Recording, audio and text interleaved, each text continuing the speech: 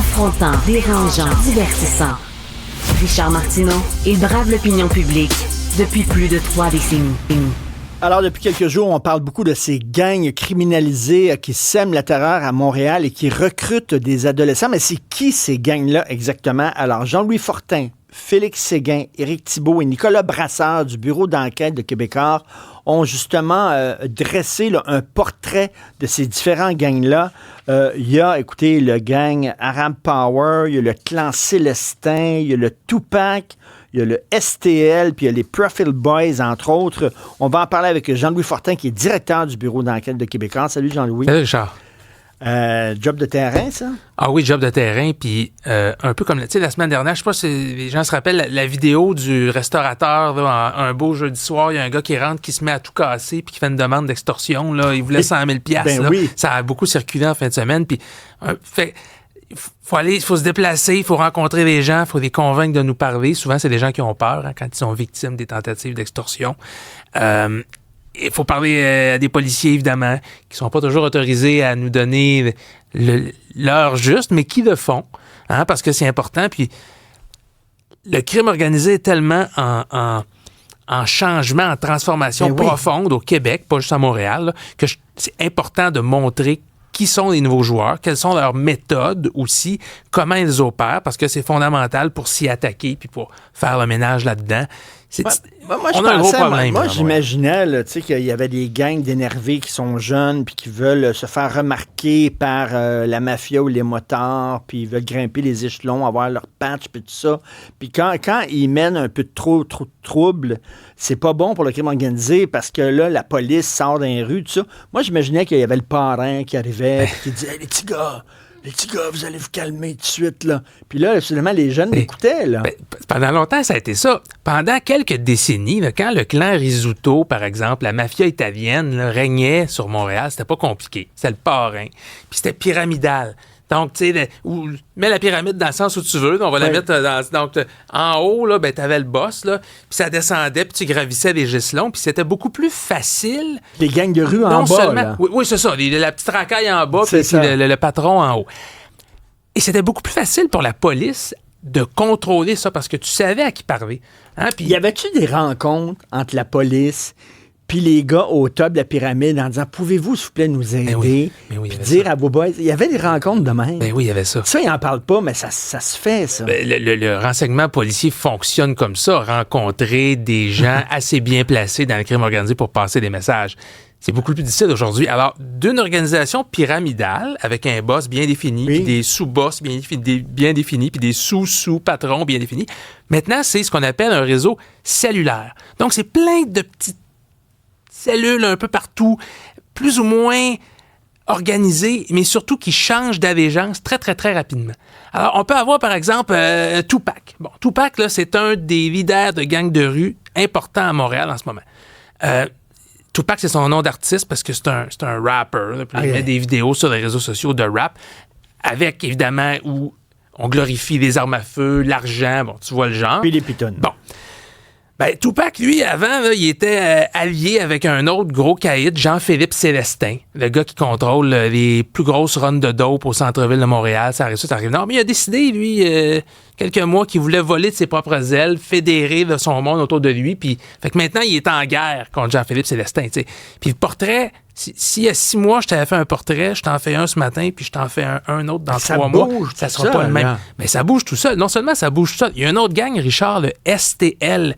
STL pour Saint-Léonard, ils viennent de Saint-Léonard. Quand on regarde leurs allégeances, on se rend compte, selon nos sources policières, que dans les derniers mois, ils ont travaillé à la fois pour Picturmel. Tu sais, Picturmel, là, celui dans l'est du Québec là, qui s'oppose aux Hells Angels, puis qui essaie de prendre, lui, les gens qui ne veulent plus verser leur cote, leur fameuse ristourne de 10% pour la vente de cocaïne. Pic, qui est d'ailleurs en cavale présentement, quelque part en Europe. Donc, ils ont travaillé pour lui, mais ils ont travaillé aussi pour les Hells Angels. Ils ont travaillé pour le chapitre des Hells Angels à Trois-Rivières, en Mauricie. Donc, ça te montre à quel point dans les jeunes gangs de rue actuellement, on se vend au plus offrant. C'est l'argent qui l'emporte sur tout. Et même au sein des gangs, c'est divisé. Il y en a qui veulent tirer d'un bord, il y en a qui veulent tirer de l'autre. Donc, tu peux comprendre à quel point c'est très, très, très difficile pour la police de s'attaquer à ça. C'est l'anarchie. Et à ça, j'ajouterais l'âge de plus en plus jeune des gens qui se livrent à ces crimes-là. Il y a un mois à peu près, quand il y a 2 enfants de 14 ans qui sont allés attaquer le repère des Hells Angels à Frampton, en Beauce, puis il y en a un des deux qui est mort, 14 ans. T'sais, alors,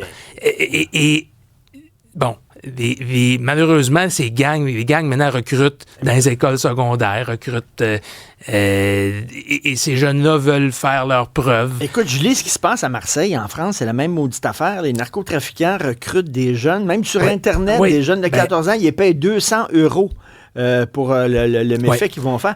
Donc, mais ça, c'est très difficile pour les forces de l'ordre d'essayer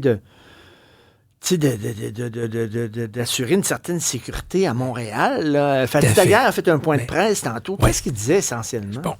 C'est très rare que le chef fait un point de presse. J'ai trouvé très solennel, là, surtout sur ces questions-là.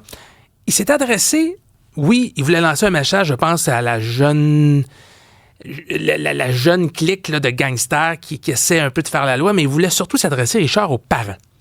Et puis il a dit quelque chose, il a dit, si on vient cogner à votre porte pour vous dire votre jeune de 12, 13, 14 ans, 12 ans, il est en train de se radicaliser à cette violence-là des gangs, il est en train de frayer avec des gens du crime organisé à son école, dans son entourage, sur les réseaux sociaux, ouvrez la porte.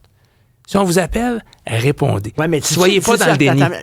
On est dans une époque là, où un professeur donne une mauvaise note à un étudiant, puis le parent débarque à l'école, puis chiale après le prof. C'est sûr que si je suis en train de te dire que ton jeune est en train d'essayer de se magasiner un 9 mm sur TikTok, tu vas peut-être être dans le déni aussi. Comprends-tu? Oui. Mais j'ai trouvé ça fort qu'il lance un message aux parents en disant, on essaie de les... C'est pas qu'on veut l'arrêter puis l'emprisonner, votre jeune, on veut empêcher qu'il devienne un criminel de demain. Parce que si à 12-13 ans, il fraye avec des gangs de rue, ben peut-être qu'à 14 ans, il va avoir le goût de s'armer d'une arme automatique, de prendre son char, 14 ans, monter en Beauce, d'essayer de s'en prendre aux Hells Angels. On a vu comment ça a donné. Il y en a un qui est mort. T'sais. On n'a jamais vu cette situation-là à Montréal. Même à l'époque là, des Richard Blas, puis même à l'époque de Monica Lamitraille, puis le gang de l'Est, puis tout ça, on voyait pas ça. C'était certainement plus hiérarchisé, plus contrôlé. Il y a toujours eu du crime. Je suis pas en train de te dire que c'était le fun, ce que justement le gang de l'Ouest ou les Risotto faisaient. Ça reste des criminels, tu sais. Mais c'est plus difficile à contrôler en ce moment. Une autre particularité, dans le Arab Power, qui est un des gangs présentement qui a le plus d'influence, donc des gens issus de la communauté maghrébine, les 2 leaders principaux de ce groupe-là, Younes Aitaki alias Frérot et Sylvain Cabouchi, sont pas dans la rue en train de contrôler leur réseau criminel, Richard, sont en prison. Frérot, là, il est en prison à perpétuité parce qu'il a fait un meurtre au 1er degré. Il contrôle avec quoi? Un sel? Et voilà. Ils ont tous des téléphones intelligents en prison, mais c'est légal, ça? Ben non, c'est pas légal. Puis personne tombe en bas de sa chaise quand on dit qu'il y a plein de choses illégales qui rentrent en prison. Des armes blanches, des téléphones, de la drogue. Tantôt, Fadi Daguerre, il y a une question très, très intelligente qui a été posée dans le point de presse. Vous le savez, là, hein, que les criminels contrôlent le réseau depuis la prison. Qu'est-ce que vous pouvez faire contre ça? Puis M. Daguerre a lancé un message pas trop subtil aux autorités carcérales en disant, eux autres aussi, ils ont leur job à faire, ils ont un travail à faire. Non seulement, puis il doit rencontrer François Bonnardel, je pense, demain à ce sujet-là. C'est très discret, ces temps-ci, là, non? Ouais, mais je l'ai quand même vu, moi, à Montréal, justement, au lendemain de l'incendie criminel la semaine dernière. Il est descendu à Montréal avec sa casquette sécurité publique. Là. Il était là. Donc, le provincial, mais aussi le fédéral, hein, parce qu'on le sait, les criminels les plus endurcis, ceux qui ont les plus grosses peines, 2 ans et plus, c'est dans des pénitenciers, des établissements fédéraux.